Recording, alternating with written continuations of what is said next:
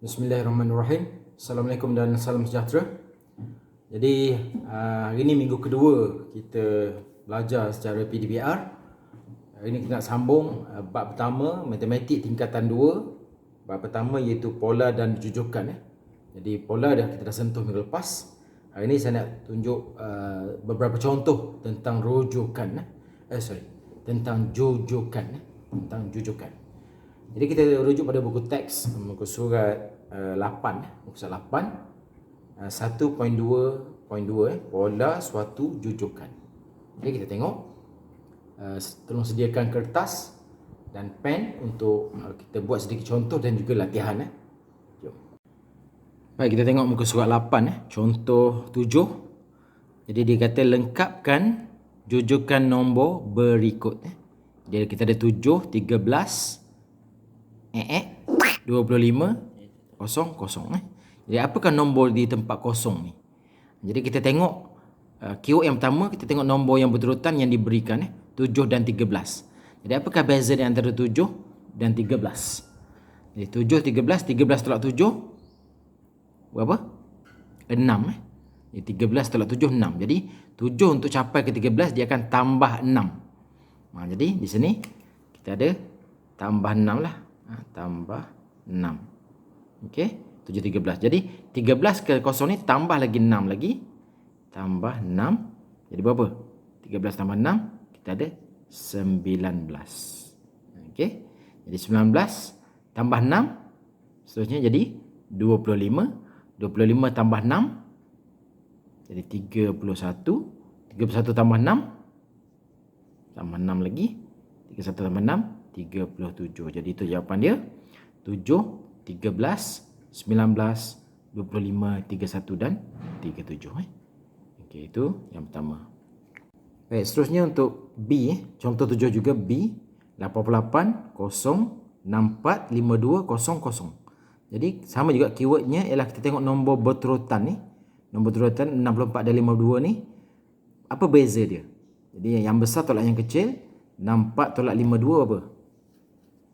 Jadi 12 Dia tolak 12 64 ke 52 ni dia tolak 12. Okey, tolak 12. Bila tolak 12 maknanya 88 tolak 12 jadi berapa? 88 tolak 12 tinggal 76. 76. 88 tolak 12 76.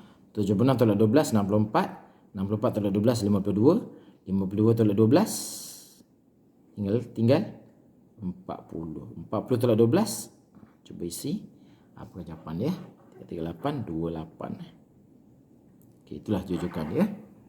Seterusnya C. Baik, seterusnya adalah C. C kalau kita tengok sini, di sini 0.3, tempat kosong, 0.27, 0.0081. Jadi caranya kita ambil dua nombor yang berdekatan ni, kita bahagikan. 0.027 dibahagi dengan 0.081 ataupun 0.081 dibahagi dengan 0.027 kita dapat 0.3. Dapat 0.3. Jadi maknanya bila kita bahagian ni kita dapat 0.3. Nombor ni makin mengecil, maka kita darab dengan 0.3 lah. Di sini adalah darab 0.3. Okey. Jadi 0.3 berapa darab 0.3 dapat 0.3. Jawapannya adalah 1 lah. 1 darab 0.3. Okey. 0.3 darab 0.3 dapat 0.9. Okey. 0.9 darab 0.3 dapat 0.7. Seterusnya darab lagi 0.3 lah. Baik, seterusnya contoh 8. Contoh 8 lagi simple lah. Lengkapkan jujukan berikut berdasarkan pola yang diberikan. Yang pertama, menolak 4 daripada nombor sebelumnya. Nombor sebelumnya berada sebelah kiri lah. Selepas, sebelum. Sebelum adalah belah kiri. Jadi menolak 4 daripada nombor sebelumnya. 96 tolak 4. Betul lah. 92 tolak 4. 88. Tolak 4 tolak 4 tolak 4 begitu seterusnya. Mendarab nombor sebelumnya dengan 3. Jadi di sini ada 4 operasi asas lah. Menambah, menolak, darab dan bahagi. Di sini mendarat nombor sebelumnya dengan 3. 7 darab 3, 21. 21 darab 3, berapa? 63. 7 darab 3, 21. 21 darab 3, 63. 63 darab 3, dan seterusnya lah. Okay, mengurangkan 8 ini menolak daripada nombor sebelumnya. Tolak 8, tolak 8, tolak 8, tolak 8. 1.3 tolak 8. Berapa? 13.3. Okey. Tolak 8 lagi. 5.3. Tolak 8 lagi. Negatif 2.7. Dan seterusnya membahagi. Yang terakhir D. Membahagi nombor sebelumnya dengan 5. 400 bagi 5. 80. 80 bagi 5. 3.2. 3.2 bagi 5. 0.06. 0.64. Itu contoh 8. Jadi dia boleh tanya soalan dengan memberi arahan, ataupun dia beri jujukan, dia tanya apakah pola nombor tersebut, apakah pola nombor tersebut. Okey. Baik, seterusnya kita pergi pada muka surat 10, iaitu bawah tajuk 1.3, pola dan jujukan. Jadi pola suatu jujukan menggunakan nombor, perkataan dan ungkapan algebra. Jadi boleh dinyatakan dalam tiga bentuk lah, menggunakan nombor, perkataan dan juga ungkapan algebra. Jadi macam mana dengan menggunakan nombor yang pertama?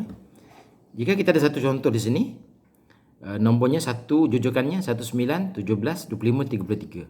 Jadi kita tengok beza di antara 9 dengan 1 adalah 8. Jadi untuk daripada nombor 1 ke 9 tambah 8. 9 ke 17 tambah 8. Tambah 8, 25. Tambah 8, 33. Maka polanya ialah tambah 8. Ini dalam bentuk nombor. Okey, kita pergi pada seterusnya dalam bentuk perkataan. Okey, sama juga. Maka kalau tambah 8 tambah 8 macam ni, maka polanya ialah menambah 8 kepada nombor sebelumnya. Dia mesti ada operasi berapa dan satu ayat lagi kepada nombor sebelumnya. Ada 3 benda lah. Satu operasi, satu berapa operasi tersebut, dan yang ketiga kepada nombor sebelumnya. Ingat ada 3 di sini. Operasi tambah tolak darab bahagi, nilai berapa, yang terakhir kepada nombor sebelumnya. Itu dari segi perkataan.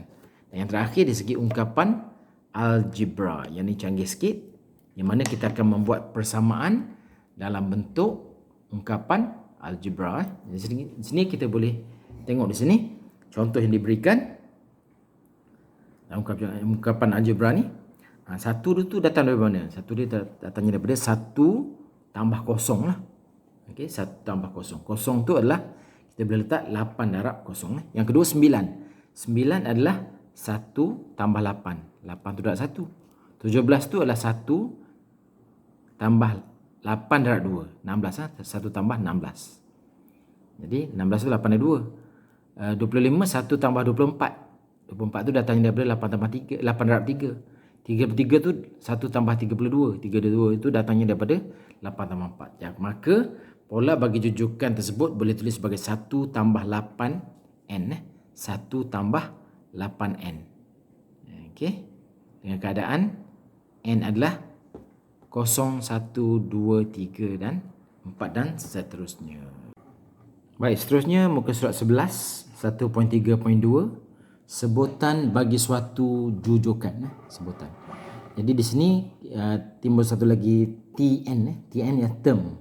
Term ke N. Sebutan ke N. T menggunakan term. Jadi sebutan bagi satu jujukan ditulis sebagai sebutan ke N dan ditulis sebagai TN. Iaitu T ialah sebutan, maka N adalah kedudukan sebutan. Sebutan ke berapa. Contohnya di sini dia bagi 4, 8, 12, 16. Satu jujukan. Dapati T1 ialah 4, T2 ialah 8, sebutan ketiga ialah 12, sebutan keempat 16 dan seterusnya lah. Jadi contoh yang ke-10. Contoh 10, nyatakan sebutan kelima bagi jujukan nombor berikut. 2, 10, 18 dan seterusnya. Yang kelima apa dia? Di sini kita kena kira lah apakah apakah sebutan kelima. Jadi 2, 10 tu bezanya berapa? 8. Daripada 2 hendak ke 10 tu, dia akan tambah 8. Tambah 8. Maka 2 tambah 8 jadi 10. 10 tambah 8, 18. Sebutan keempat tambah 8 lagi, 26. Sebutan yang kelima, 26 tambah 8, jadi 34. Jadi sebutan kelima adalah 34. Tengok penyelesaian dia. Sebutan kelima adalah 34. Okey. Baik, contoh berikutnya, contoh 11. Muka surat 11 lagi. Dia beri jujukan 65, 60, 55, 50. Cari nombor yang ke-40 sebutan ke berapa? Nombor 40 sebutan ke berapa? Jadi ini sebutan pertama. Sebutan kedua 60, sebutan kedua, sebutan ketiga, sebutan keempat, jadi seterusnya. Sebutan kelima jadi 45. 50 tolak 5, dia tolak 5 tolak 5 tolak 5 ni. 50 tolak 45, sebutan kelima. 45 tolak 5 sebutan ke 40. Jadi 1 2 3 4 5 6 tadi. Jadi sebutan yang ke-6. Tengok solution dia. Setiap bezanya tolak 5 tolak 5 kepada nombor sebelumnya. Jadi kita dapat sebutan yang ke-6. Maka 40 ialah sebutan ke-6. Sebutan ke-6. Baik, satu lagi konten yang saya nak share kat sini ialah segitiga Pascal. Segitiga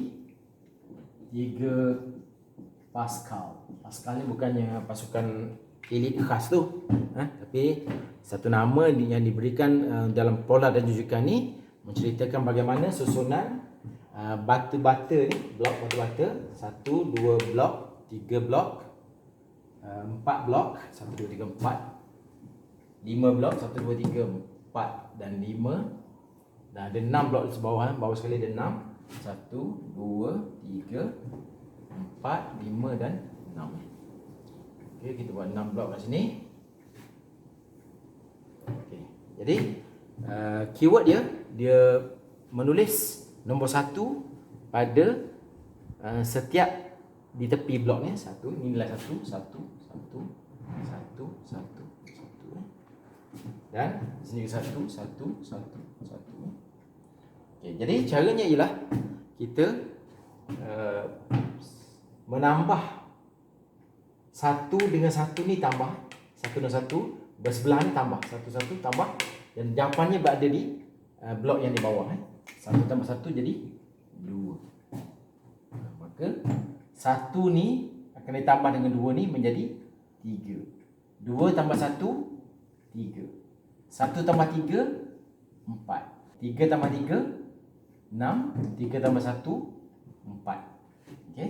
1 tambah 4 5. 4 tambah 6 10. 6 tambah 4 juga 10. 4 tambah 1 jadi 5.